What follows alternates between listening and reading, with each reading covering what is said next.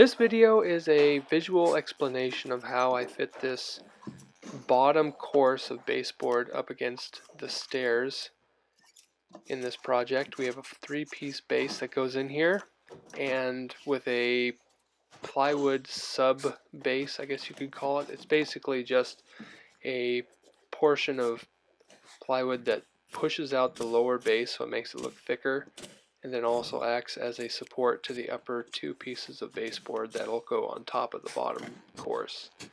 Right now what I'm doing is I'm fitting that in place. I'm using a lot of PL because this is a drywall laminated wall, so basically just a piece of drywall onto brick. So there's not a heck of a lot of meat for my nails to bite into. So I'm using quite a bit of PL to hold it, and then nails to go in just to keep it sort of in place until the PL sets up. I'll be going through showing how I make this template. Basically it's just floor protectant material cut into thin strips. I use that 2-sided G-tape to hold my strips in place so that they don't move around while I'm setting everything up, using my knee to bend it the opposite direction so it lays fairly flat. And I use this tape just to kind of hold it in place so that I can take it off, put it on, do whatever I need to do in order so that I can get my template in a spot where I need it to be, and then lay it out from there.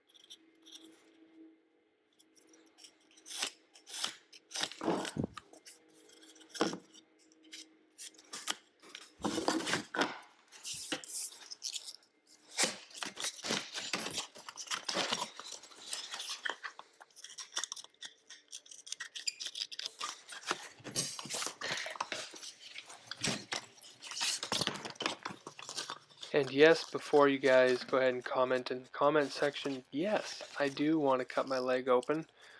That's why I cut it this way. You know, I just have a desire for pain and suffering and potential death, and I thought that was the best way to do it. Didn't quite work out though, because I'm still alive, but yeah, maybe next time.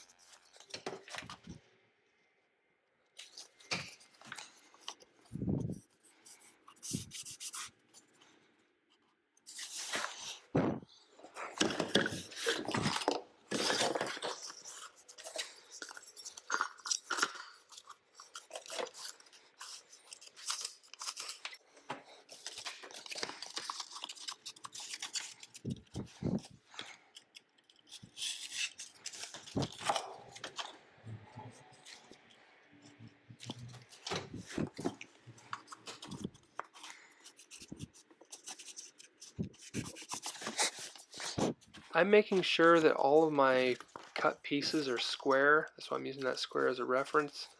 I can't have any parts that are going to be not square, not tight. I want everything to be as tight as it can be, following the stair as much as possible, because I'm going to be using those edges as reference points for my template. I'm using hot glue because these parts do not need to move. Hot glue is an easy way to put it on for them to stay put, and it's fast. So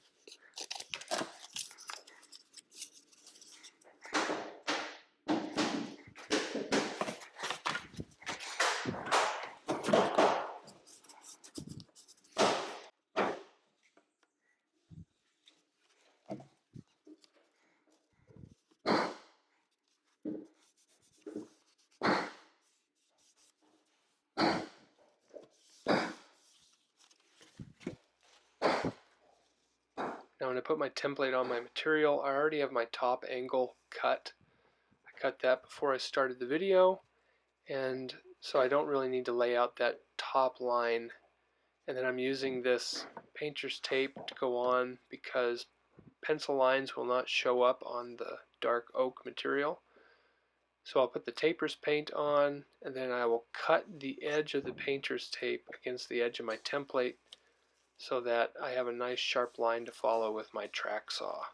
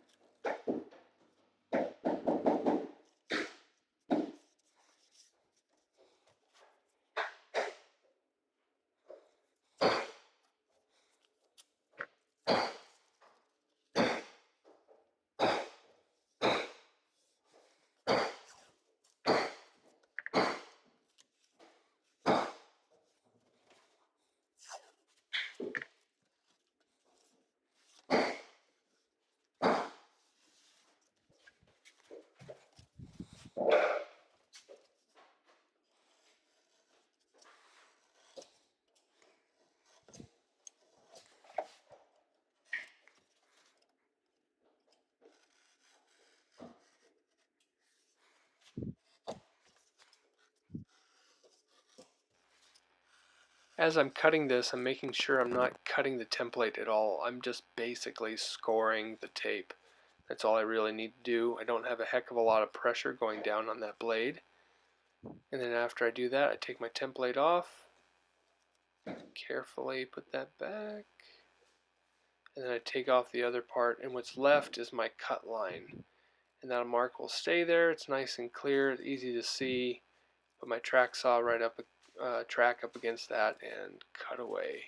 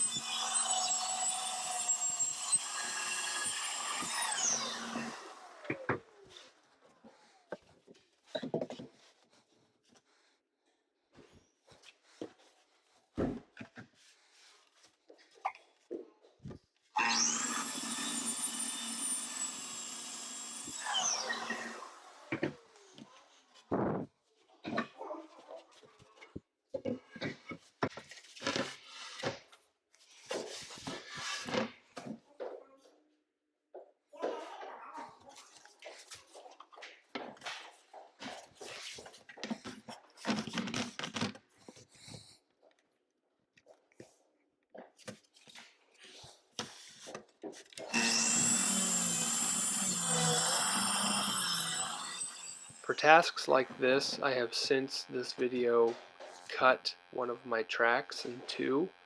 Cut one side at 35 inches and the other one's at 20. so that things like this, I'm not using a full length track. It's not so unwieldy, especially in such a small workspace as I have up here on this balcony. I'm able to use just a nice little track, get in there, don't have to whip it around and then lean it up against something when I'm done. I can just set it down in a corner and it's no problem.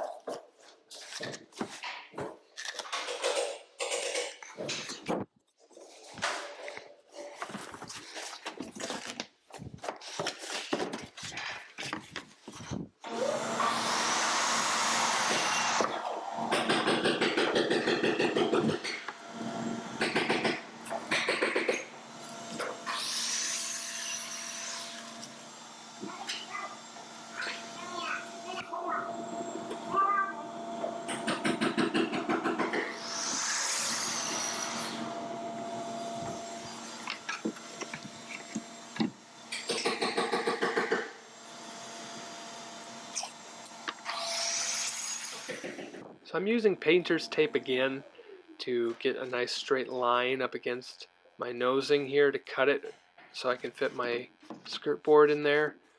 I just find it's the easiest and most accurate way for me to see my line, especially on a pre-finished nosing like this. Sometimes the pencil line doesn't like to stick or it's hard to see. This is just a no-brainer. And that edge of that utility knife is so fine, it gets right up against there so you know exactly where you sit and you're ready to cut.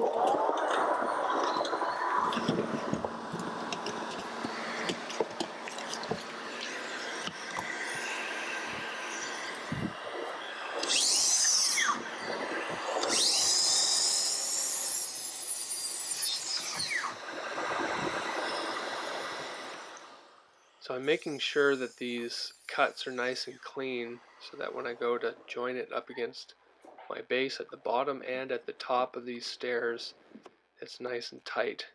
You'll see in the last photo of this video.